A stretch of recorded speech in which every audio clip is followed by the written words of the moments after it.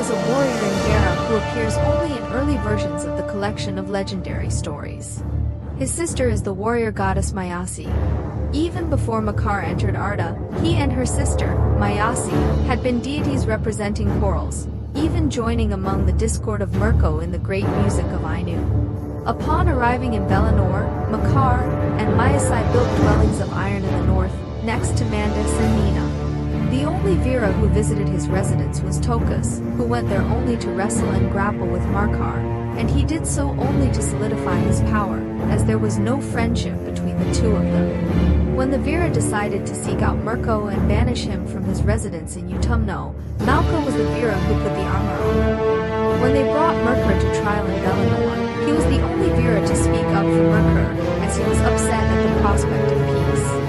When the elves awoke, Vela invited them to live among the gods. Once again, Makar was the only Vera to object, saying that Valinor was built for Vera and owned only by Vera. After Valinor fell into darkness, Mirko fled north to his lair. Makar, along with the other Vela, pursued Milkur, but Milkur eventually escaped.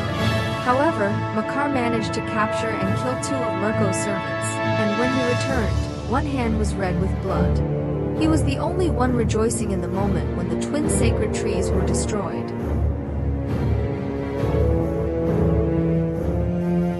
Mayasi is a female war goddess, or warrior woman with bloodied arms, in Vera, and is the sexually ferocious sister of Makar.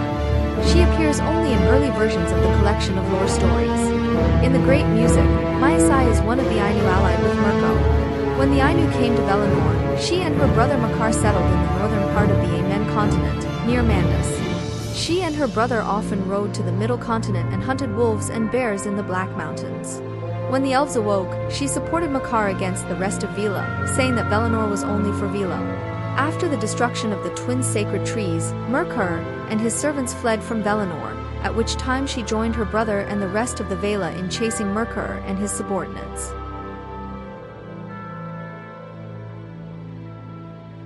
Omar is the last Vera to enter the world. He is the master of sound and speech, and knows all languages and songs. He appears only in early collections of legendary tales. Omar is the youngest Vera, who came into the world singing.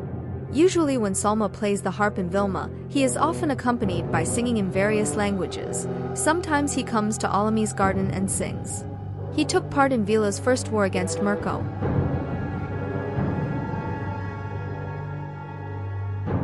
Salma was a Mia who served Vera Ogumo. He followed Omu into Arda and made for Omu the horn Ulyumuri out of white seashells, and those who heard the sound of the horn never forgot its melody and could never shake off their longing for the sea. In Tolkien's earlier work, The Lost Legends, Salma is a Vera, a sibling to Omu. Salma settled in Velima after following Womu into the world. He often sits under the golden sacred tree Lori's grove and plays the harp and lyra, with Omar accompanying his playing with songs in various languages.